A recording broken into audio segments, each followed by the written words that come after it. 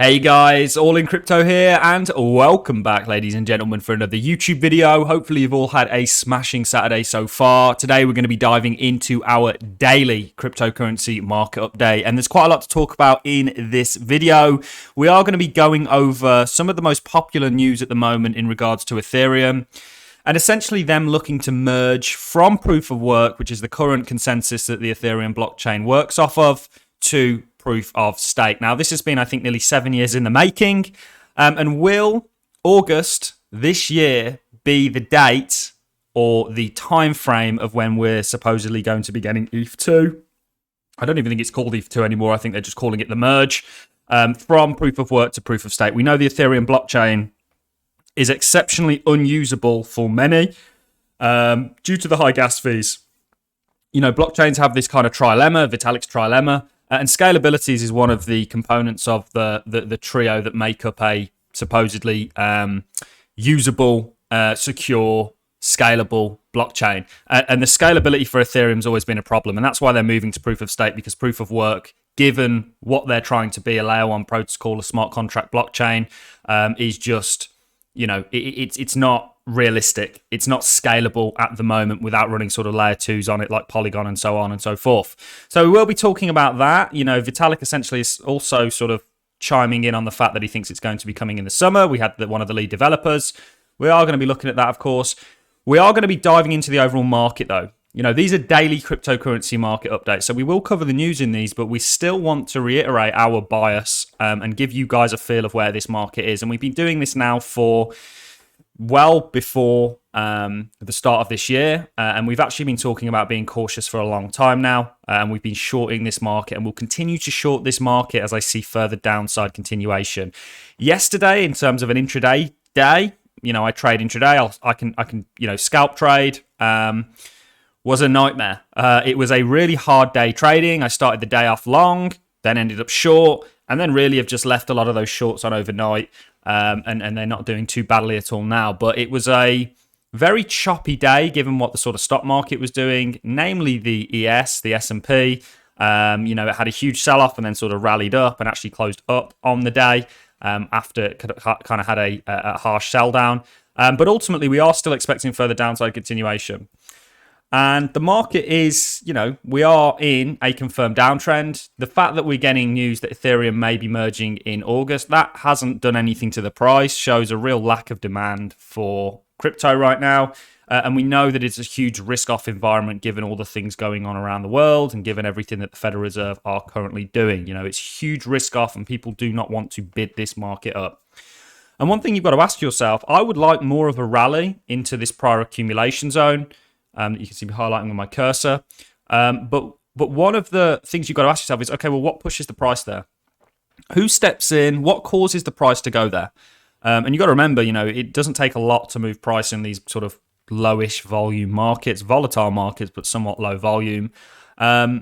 But I'm not sure, and we've had plenty of them. We'll drop down the time frames in a second. In fact, we'll do that just now, and then we'll come back to the buy zone that I'm looking at, that you guys should definitely pay attention to what I'm about to say here, because it may provide you some good entry or sort of alpha on when you may or may not want to be getting into these markets. Certainly, I'll be looking to start dollar costing back into the markets when we get down to these lows. And even if I do see scope for further downside, you know, I still think that it's not a potential bad accumulation zone. It really depends on how bad things get on the macro. But if we look, and the one daily isn't going to do it, we'll drop down to, you know, Bitcoin is chopping right now. And this was the sell-off you had yesterday. We were long up here on a potential head and shoulders that we were looking at, reverse head and shoulders. Second you invalidate this, what we were calling a right shoulder, you get out. And you can see that that was the right decision to make. We called it on our Twitter. We said longs off. And then you can see we come down here. We're rejecting off this midpoint. But ultimately, we're just chopping right now. And I still think, you know, whilst we're at the sort of lower half of this, we're looking for downside. So I'm still short, but I think that these markets are absolutely brutal. And if you look at what happened with the ES, what have we got here? This is the actual S&P. You can see, and we'll get off the 2 hourly and switch to the, hopefully it gives us one nice candle. This is the sell-off we got. And we did say yesterday, be careful longing because you need to watch the open for the US equity market because we're very much in sync given the risk-off period that we're currently in. And you can see we had this slam down and then things saw somewhat of a retracement. And this, of course, I mean, it was a nightmare trading this yesterday, certainly from an intraday point of view. Really what I'm looking to do now is just capture the swing trade that I think is coming to the downside.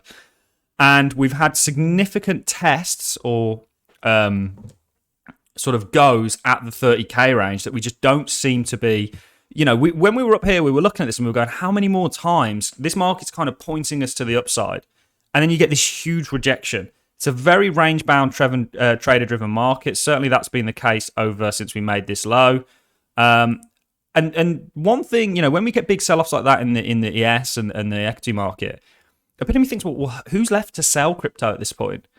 What's the catalyst? You always need to look for fundamental reasons why markets do what they do. And what I mean by that is, you know, what's the catalyst for sell pressure and what's the catalyst for buy pressure? And I think it's still risk off. And I still think that people, you know, once we start breaking some of these levels and running stops, people are then going to go, okay, right, you know, we're out the longs. And we know we've got a huge amount of Bitfinex longs at the moment. Which I often think, okay, well, what happens if they start getting liquidated? I mean, that would be brutal given the amount. And people are actually using the Bitfinex long as a way to sort of go and fit into their bullish narrative. In these markets, you almost want to be neutral in the sense that you're going to benefit and try and trade the momentum to either the up or the downside. Because maintaining an extremely bullish bias, and let me just say this, we're extremely bullish on crypto over the long term, but maintaining a bullish bias whilst the market is doing this is not something that we're really interested in doing. And ultimately, we are looking for further downside, but that doesn't mean we don't have harsh rallies. And some of the harshest rallies actually occur in downward trending markets. And that's why trading intraday is an absolute nightmare at the moment, guys. I mean, take it from me. Yesterday was, you know, a very tentative day in terms of watching the markets and what they were doing and watching all markets, not just the crypto market. So we've got these long-term regression bands. You guys know that we are essentially planning to come down to this lower band, which of course would give us, currently the lower band is sat at around about 23k. I want to pull up the 200 moving day average. Now, this isn't the best chart because you'll actually find that you did indeed bounce off the 200-day moving average back in 2015, which was the bear market bottom. And also you did that in 2018. Also lines up very nicely. It's a little bit lower. It's around about your 22k range. Also lines up very nicely with the lower terms of this logarithmic bands. I also want to put on the prior high. This is, for me, an area I'm not really interested in accumulating just yet if I think this market's going lower. We could be wrong and we could start to push up, could start to reclaim, and then, of course, we'll reassess everything. I think that one of the biggest chances of that happening is a pivot from the Federal Reserve and everything that they're doing. But this box right here, and write this down, go and put your 200 MA on and your long-term regression Bitcoin. If you type in linear Bitcoin, it'll be the first one that comes up on your indicators on TradingView. Look at these levels here, guys, as when you want to accumulate. I think any rally that we get, given the macro backdrop, gets killed off and should be shorted. And I'm not actually even suggesting that you guys short the market if you don't know how to trade and you don't know what proper risk management is, because you'll blow up your account. Trading is not an easy game, certainly in these markets. Very easy to do in a runaway bull market that's supported by the Federal Reserve and all the stimulus that they're giving to people. And this is one of the big, you know, it's been a huge learning curve for me over the past year, really, in regards to learning about macroeconomics, learning about the Fed and the role that they play in markets. And it's been eye-opening, and it's been, you know, almost shocking to me how many people, including myself, miss this huge factor in markets. And, you know, the good thing is people are learning about it now and we're kind of moving forward accordingly. So look at this for an accumulation range. In terms of intraday trading, it's very choppy. You know, I can still definitely see this market seeing some sort of more upside, and I would actually like to see that. For me to take a very confident, aggressive short, we'll get rid of these bands. I would like to come up back into here, which we're kind of in, but we're kind of rejecting off it. So what was once support is kind of now acting as resistance. So you got a sort of support and resistance flip. And we spoke about this a few times with a number of guests. You know, this is essentially what I'd like for Bitcoin to show a little bit more strength, which would give me a aggressive entry in terms of a short to, you know, downside, whether that be 24K that we go to next. You know, we are also looking in terms of levels at these consolidation levels as potential targets. So that's really all we've got in terms of the technicals. This is kind of what we're looking at. Certainly a retest off this wick like you did maybe previously over here. Right now, this isn't bottoming structure. Bottoming structure, you need the volatility to sort of soften out, and you also need to be sort of, finding a floor. We're not there yet. We're actually doing the opposite of that in a similar way to what you did over here and over here and over here, rather than over here at these kind of bottoming zones. Something similar we're almost doing at the moment to this. So that's why we're expecting more downside. When exactly that'll be is really anybody's guess, but we are expecting it, and we'll be watching this market and looking to take those opportunities when they present themselves. Weekend, if we had closed hard on the nose for the S&P, you saw a huge buyback rally here take place, which makes me think maybe we do see some upside. And you've also got to remember with Bitcoin, we'll go back to BTC. One thing that it's very risky shorting at the moment is if you look at weekly, and we'll take this off. We won't, that's monthly, sorry. If you look at weekly, we've had 1, 2, 3, 4, 5, 6, 7, 8 potentially red candles with no relief. I mean, even in bear markets, 1, 2, 3, 4, 5. Yeah, even in bear markets, typically you're going to get some relief, which is why I'm very wary to short aggressively this. I'll take some punts on a sort of intraday, intra-week basis. But ultimately, I do want to see some sort of a rally before we get aggressive in terms of trying to, short this market. Because you're kind of, it's not very high confidence. We're confident that the market is going to continue to go down and come down to this sort of EMA level, but it's not high confidence given just how much sell pressure there's been. And the fact this market isn't getting a bid is worrying on a number of levels, because it's kind of saying, okay, well, when are people going to step in and start buying this? And we kind of need to see somewhat of a relief, in my opinion, before we get any kind of confidence in terms of direction, whether that be coming up and taking some of these ranges again, or whether that be seeing that further downside. Let's get into the ETH merge. The Ethereum merge date set for August 2022. Buterin confirms the Ethereum merge event could happen sooner than anyone thought. The Ethereum 2.0 merge has been pushed back several times over the past year, but Ethereum founder Vitalik Buterin says the key event final date has now been set. The Ethereum merge marks the move from proof of work to proof of stake for altcoins. For Ethereum, essentially. I don't know why it's citing all altcoins there. Buterin announced the merger date after several delays last year. So I've been in Ethereum for probably longer than I've been in anything. I started off with Bitcoin, then went to Ethereum. It's a progression that most people in the cryptocurrency market take. And ultimately, I've been waiting for this merge for a very long time, and it's been nothing but disappointment. And I actually have even questioned whether they are even going to be able to pull the merge off, because it's so complex what they're trying to do, given the sort of ecosystem that's already been built on top of it.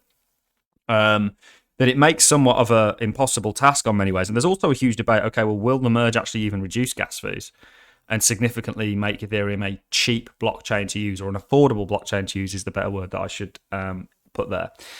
At the Web3 ETH Development Summit, he told attendees that Ethereum Merge is the biggest event on the altcoin development roadmap for 2022. In summer 2022, Ethereum developers will complete all their work on Proof of Stake, which has been in development for almost 7 years, guys. This is how long we've been waiting for it. I've been waiting for it for nearly 4 years myself.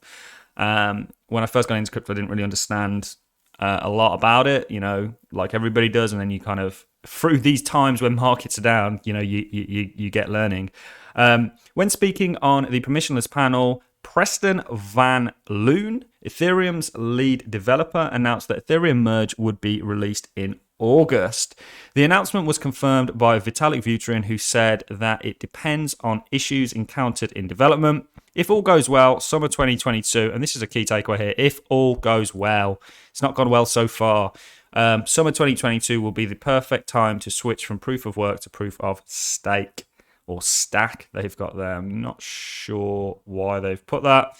And they talk about how this will be essentially, there are fundamental reasons to get bullish on Ethereum if the merge does take place, like the fact that the supply would, or distribution of the supply would get significantly reduced. And they're talking about the triple halving here as a number of other things. Something I'll be paying attention to, the fact that this news came out and was actually confirmed by Vital, didn't really do a lot, to be quite honest. Which is interesting. You know, it's not really done much at all for Ethereum, and that's just really confluence to the kind of market that we're in.